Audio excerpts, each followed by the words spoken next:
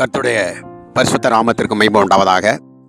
கிறிஸ்துவுக்குள் அன்பானவர்களே, கடந்த செய்தியிலே நாம் பார்த்தோம் 180 பாகை திரும்புங்கள், 360 பாகை வேண்டாம் என்று சொன்னேன். அதற்கு காரணம் இருக்கிறது. 180 என்று சொல்வது நேர் எதிர்பக்கமாக வரும்.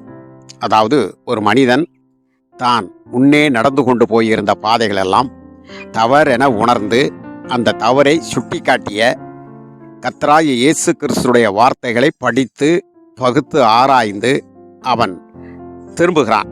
நான் போன பாதை சரியல்ல என்று சொல்லி நேர் எதிர்புறமாக திரும்பி, அதாவது பின்னானவைகளை மறந்து தன்னை அழைத்தவரை நோக்கி முன்னானவைகளை அவன் தொடர்ந்து போய்கொண்டிருக்கிறான் என்ற அடிப்படையில் தான் அதை நாம் பார்த்தோம். இந்த நாளிலே 360 பாகை என்று சொல்வது அந்த சுழற்சியானது பூமியினுடைய சுழற்சி அல்லது ஒரு விட்டத்தினுடைய சுழற்சி 360 என்று வருகிற பொழுது எந்த இடத்தில் தொடங்கியோமோ அந்த இடத்திற்கு மீண்டும் வந்து விடுகிறது. அதாவது எந்த பாவத்தை நாம் செய்து கொண்டிருந்தோமோ அந்த பாவத்தை மீண்டும் செய்யக்கூடிய அளவில் நம்முடைய வாழ்க்கையானது அந்த நிலைக்குள் தள்ளப்படுகிற ஒரு அனுபவம். ஆகவே தான் அந்த 360 பாகை திரும்பி விடாதீர்கள். இந்த நாளிலே நாம் சிந்திக்க வேண்டியது, இந்த 360 பாகை என்று எப்படி நாம் திரும்பி விடுகிறோம், மீண்டும் அந்த பாதையை எப்படி நோக்குகிறோம் என்று சொன்னால் அதில் பல காரணங்கள் இருக்கின்றன. ஒரு காரணம், அதாவது கிறிஸ்தவ ஜீவியம் செய்வதில் அதில் அசதியாக இருந்து விடுவது. கிறிஸ்தவ ஜீவியம் செய்வதில் அசதியாக இருந்து விடுவது, அசட்டுத்தனமாக இருந்து விடுவது, சோர்வாக இருந்து விடுவது, இப்படிப்பட்ட நிகழ்வுகளினாலே சில நேரங்களில் நாம், அதாவது பாறையின் மேல் விதைக்கப்பட்ட விதையாக, அல்லது முச்செடிகளுக்குள் விதைக்கப்பட்ட ஒரு விதையாக, அல்லது வழியருகே விதைக்கப்பட்ட ஒரு விதையாக நம்முடைய வாழ்க்கையானது அது முடிந்து விடுகிறது. ஆகவே கிறிஸ்தவ ஜீவியம் செய்து அந்த புது சிருஷ்டிக்குள் நிலைத்திராமல் அந்த புது சிருஷ்டியை மீண்டும் பழைய சிருஷ்டியாக மாற்றிவிடுகிறது. அதாவது ஆதாமுக்குள் நாம் சிருஷ்டிக்கப்பட்டு ஒரு பாவத்திற்குள் நாம் தொடர்ந்தடியாக வந்து கொண்டிருந்தது போல மீண்டும் கிறிஸ்து இயேசுவுக்குள் சிருஷ்டிக்கப்பட்ட புது சிருஷ்டியாக இருக்கக்கூடிய நாம் அந்த ஆதாமும் செயலுக்கு நேராக திரும்பி விடுகிறோம். அதனால தான் சங்கீதக்காரன் சொன்னார், துன்மார்க்கருடைய ஆலோசனை நடவாமலும் பாவிகளுடைய வழியில் நில்லாமலும் பரியாசக்காரர் உட்காரும் இடத்தில் உட்காராமலும் கர்த்தருடைய வேதத்தில் தியானமாக இருக்க வேண்டும். அப்போ கர்த்தருடைய வேதத்தில் தியானமாக இருந்து கொண்டு இருப்பது தான் ஒரு மனிதன் புது சிருஷ்டி தன்னை அழைத்தவரை முன்னோக்கி போய்கொண்டே இருக்கிறான். அதாவது 180 பாவை திரும்பி பின்னானவைகளை மறந்து முன்னானவைகளை நோக்கிறவனாக இருக்கிறான். ஆகவே இந்த மீண்டும் அந்த 360 என்று சொன்னேனே, வந்த இடத்திற்கே வருகிற சுபாவங்கள் என்னவென்றால், நான் முதல் சொன்ன அந்த கருத்துக்களை விட மிக ஒரு பயங்கரமான கருத்துக்கள் இருக்கின்றன. அது என்ன தெரியுமா? உற்சாக மிகுதியினாலே ஒரு மனிதன் உற்சாகம் இருக்க வேண்டும். அது உணர்வு பூர்வமான உற்சாகமாக இருக்க வேண்டும். வைராக்கியம் இருக்க வேண்டும் ஒரு மனிதனுக்கு. அது ரட்சிப்புக்கு ஏற்ற தேவனுடைய அந்த புது சிருஷ்டியை காப்பாற்றி கொள்ளுகிற அந்த வைராக்கியம் ஒரு மனிதனுக்கு அது தடவரலாமல் அது இருந்து கொண்டு இருக்க வேண்டும். இல்லை என்று சொன்னால் அது ஆபத்தாக முடியும். ஆகவே உற்சாகமாயிருங்கள் என்று உற்சாகப்படுத்தி விடுவது கிடையாது.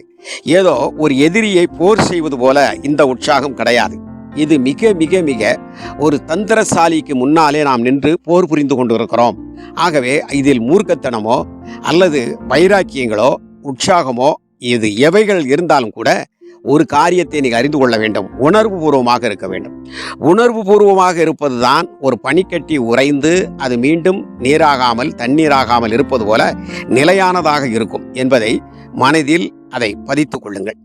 ஆகவே இப்படி அடிப்படையில் சில நபர்களுடைய வாழ்க்கை தொய்ந்து போகின்றன. நான் கிறிஸ்தவன் அப்படி பிறந்து விட்டேன் இப்படி பிறந்து விட்டேன் என்று சொல்லி மற்ற நபர்களை பார்த்து ஒரு ஏளனமாக, நீங்கள் நரகத்துக்குத்தான் போவீர்கள், நீங்கள் ஒன்றுக்கும் உதவ மாட்டீர்கள், நீங்கள் சபிக்கப்பட்டவர்கள் என்று சொல்லுகின்ற ஆணவ பெருமை, இப்படிப்பட்டதான காரியங்களினாலும் கூட நாம் சில நேரங்களில் வேகமாக நாம் அந்த 360 பாகையை நோக்கி சென்று கொண்டு இருக்கிறோம் என்பதை நீங்கள் மறந்துவிடக்கூடாது. பிசாசானவன் ஒரு மனிதனை இழுத்து கொண்டே இருப்பான், முன்னுக்கு போகாதபடி இழுத்து கொண்டே இருப்பான்.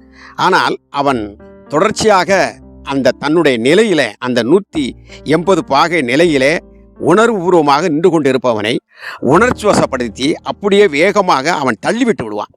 தள்ளிவிட்டால் என்ன ஆகும்? ஒரு மனிதன் நின்று கொண்டிருக்க மனிதன் அவன் அப்படியே போய் ஒரு சுவரிலையோ ஒரு கிடங்குக்குள்ளேயோ விழுந்து அவன் பாழாகிடுவான். தள்ளுகிறவன் யார், எதற்காக இந்த விஷயத்தை தள்ள சொன்னான், எதற்காக இதை செய்ய சொன்னான் என்பதை நாம் அறிந்து கொள்ளுகிற பிசாசுடைய கிரியைகளை அறிந்து கொள்ளுகிறவர்களாக நாம் இருக்க வேண்டும். அதற்குத்தான் நான் சொல்லுகிறேன், சபைகளிலே சில நேரங்களில் அலங்கோலமாக ஆர்ப்பாட்டம் பண்ணி கொட்டுக்களையும் குழல்களையும் ஊதி மத்தாளங்களையும் அதையும் சிங்கியையும் சால்ராக்களையும் ஜை ஜை ஜை ஜை என்று அடித்து ஒரு பெரிய புலம்பலையை ஏற்படுத்தி பலவிதமான அமைதியாக ஒரு ஆற்றல் உள்ளதாக ஒரு அனுபவபூர்வமாக உணர்வோடு நாம் மற்றவர்களை நேசிக்கின்ற அந்த நேசத்தின் பண்போடு அதை தேவாதி தேவனை இருதயத்தில் வைத்து தியானித்து அந்த சொர்க்கலோக அதிபதியினுடைய அந்த சொர்க்கத்தை அந்த சந்தோஷத்தை அனுபவிக்கின்ற அந்த தெளிந்த ஒரு நீரோடையாக நம்முடைய அந்த ஆராதனைகளுடைய முறைமை இல்லாமல் அப்படியே ஒரு குளத்துக்குள்ளே இந்த தவளைகளும் மீன்களும் ஆமைகளும் முதலைகளும் சுறா மீன்களும் பலவிதமான மீன்களும் ஒன்றை ஒன்று பிடித்து தின்பது போல சடப்படா சடப்படா என்று அடித்து அப்படியே அந்த குளத்தை கலக்கி நாசப்படுத்துவது போல் சில ஆராதனைகளை செய்து விடுகிறார்களே, அதுவும் 360 பாகைக்கு நேராக நம்மளை மீண்டும் அந்த நிலைக்கு கொண்டு வரும் என்பதை நீங்கள் தொடர்ந்து இதை கவனிக்கின்ற பொழுது தெரியும். ஒரு நல்ல ஒரு காடு இருக்கிறது, அமைதியாக ஆற்றல் உள்ளதாக. அந்த காட்டிலே பயிர் வகைகளை நாம் வைத்திருக்கிறோம், அருமையாக விளைந்து கொண்டு இருக்கிறது. இப்படி விளைந்து கொண்டு வருகிற அந்த அருமையான பருவத்திலே சிறு நரிகளும் பெருநரிகளும், சிறு நரிகளும் பெருநரிகளும், வெள்ளாடுகளும், பலவிதமான மிருகங்களும், பன்றிகளும், ஓநாய்களும், நாய்களும், இப்படிப்பட்டவைகளை அந்த திறப்பில் நின்று அந்த கேட்டை மூடுகிறவன், அதை பாதுகாக்கக்கூடியவன் சரியான ஒரு ஊழியக்காரன் இல்லை என்றால் ஆராதனை என்ற போர்வையிலே அலறல் சத்தத்தோடு அவன் ஒரு பெரிய ஆபரேஷன் செய்வதைப் போல அந்த காடுகளை நாசமாக்கி வளர்கின்ற பயிர்களை எல்லாம் ஒன்றுமில்லாமாக்கி கேட்ட பிரசங்கங்கள் கூட அவன் மனதுக்குள் இல்லாமல் நல்லா பாட்டு படித்தார்கள், நல்லா ஆராதித்தார்கள், அதை செய்தார்கள், இதை செய்தார்கள், அதை சாட்சியை சொன்னார்கள், சங்கு ஊதினார்கள் என்று இந்த காரியத்தை சொல்லிக் கொண்டு போவதும் 360 பாகைக்கு நேராக உங்களை உணர்ச்சி வசப்படுத்தி பிசாசானவன் உங்களை வேகமாக தள்ளுகிறான் என்பதை நீங்கள் மறந்துவிடக்கூடாது. அடுத்தபடியாக இன்னொரு காரியத்தையும் நான் உங்களுக்கு சொல்ல வேண்டும்.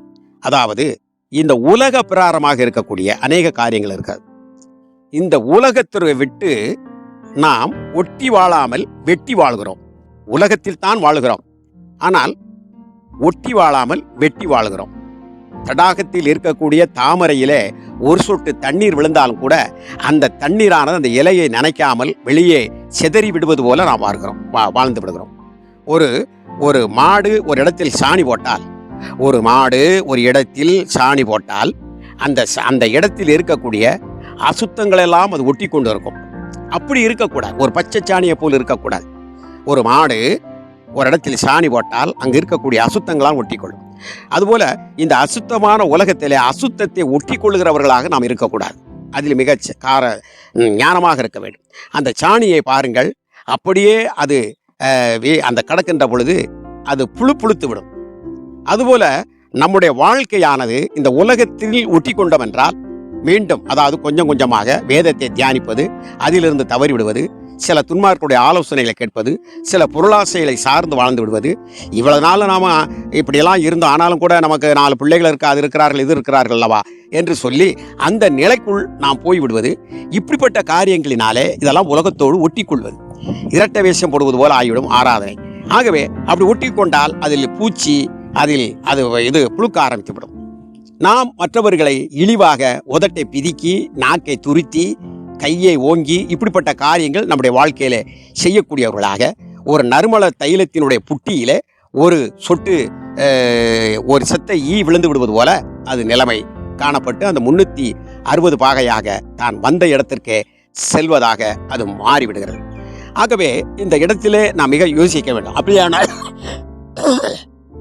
அப்படியானால் அந்த நாம் ஒரு சாணி போல் தான் இருக்கிறோம். பாவத்துக்குள் அந்த பாவத்தின் கனியை தின்று ஒரு மாடு சாணி போடுவது போலதான் இந்த ஆதாம் ஏவாளுடைய சந்ததியில நாம் போடப்பட்டவர்களாக இருந்தோம். ஒரு சாணியை போல இருந்தோம். அது புழுத்து அது எல்லாத்தையும் ஒட்டி கொண்டு இருக்கக்கூடிய அந்த சூழ்நிலையில நீதியின் சூரியனாய இயேசு கிறிஸ்து நீதியின் நன்றாக கவனிங்கள் இந்த செய்தியை. நீதியின் சூரியனாக இயேசு கிறிஸ்து அந்த சாணியின் மேலே அவர் உதயமான அந்த சாணியிலே தன் ஒளியை பாய்ச்சுகின்ற பொழுது நடந்தது என்னவென்று சொன்னால், இப்பொழுது பாருங்கள், அது ஒரு எருவாக மாறிவிடுகிறது. அந்த எருவாக மாறியதுனாலே அதிலே ஒட்டப்பட்டிருக்கக்கூடிய தூசி தட்டப்பட்டு விடுகிறது. அது புழுக்கக்கூடிய தன்மை இல்லாமலாகி விடுகிறது. அதற்கு பின்பு அது எரிக்கப்பட்டு, அந்த எரிக்கக்கூடிய அது ஒரு ஒரு சூடாக்குவதற்கும் பயன்பட்டு அதனுடைய சாம்பல் ஒரு வெண்மையான ஆக்கப்பட்டு நம்ம உடம்பில் இருக்கக்கூடிய துருநீரை கூட அகற்றி விடுகிறது. நன்றாக தெரியுங்கள், நம்ம உடம்பிலே சில தடிப்புகள், சில தேவையற்ற எதுகள், பருவுகள், மருவுகள் இவைகள்லாம் வருகின்ற பொழுது அதை சற்று நன்றாக தேய்த்து நாம் ஒரு அரை மணி நேரம் வைத்து குளித்தோம் என்று சொன்னால் அவைகள்லாம் மாறிவிடும். ஒரு காலத்தில் ஏதாவது மொசுறு பூச்சி இதுகள் போன்றவைகள் கடித்து விட்டால், இந்த அரிக்கக்கூடிய பூச்சி கடித்து விட்டால் குப்பை என்று சொந்த சாணத்தினுடைய அதை பூசுவார்கள். ஆகவே இப்படிப்பட்ட நிலைக்கு அந்த நீதியின் சூரியன் நம்மேல் படத்தக்கதாக எப்பொழுதும் அந்த நீதியின் சூரியன் ஒளியிலே இருந்து கொண்டு இருக்க வேண்டும். அதுதான் 180 டிகிரி. இல்லை என்றால் உற்சாக மிகுதினாலே 380க்கு போய் மீண்டும் கவுந்து விழுந்து விட வேண்டாம் என்று சொல்லி உங்களை அன்போடு நான் கேட்டுக்கொள்கிறேன். இந்த காய்ந்த அனுபவத்தை, இந்த சாணம் காய்ந்த அனுபவத்தை தரித்து கொண்டிருக்கிறோம் என்பதை குறித்தும், கழுவப்பட்ட பன்றி சேற்றில் விழுவதை குறித்தும், கக்கினதை திரும்ப நாய் தின்பதற்கு திரும்புகின்ற அந்த 360 பாகையும், கழுவப்பட்ட பன்றி தான் கழுவப்பட்டதை அறியாமல் 360க்குள் வருவதையும் நான் அடுத்த செய்தியிலே உங்களுக்கு இதை மிக விளக்கமாக நான் உங்களுக்கு இந்த செய்தியை தர நான் ஆசைப்படுகிறேன். காத்திருங்கள். அடுத்த செய்தி, இதை மனதில் எண்ணுங்கள். ஆகவே 180 நில்லுங்கள், 360க்கு பாய்ந்து விடாதீர்கள். எவ்வளவு ஆழமான ரகசியம் இதில் இருக்கிறது என்பதை தெரிந்து கொண்டு உள்ளத்தின் ஆழத்தில் அடியில் வைத்து இவைகளை சுவாசித்து மற்றவர்களை சுவாசிக்க வையுங்கள். கர்த்தர் நம்மளை ஆசீர்வதிப்பாராக. ஆமேன், ஆமேன்.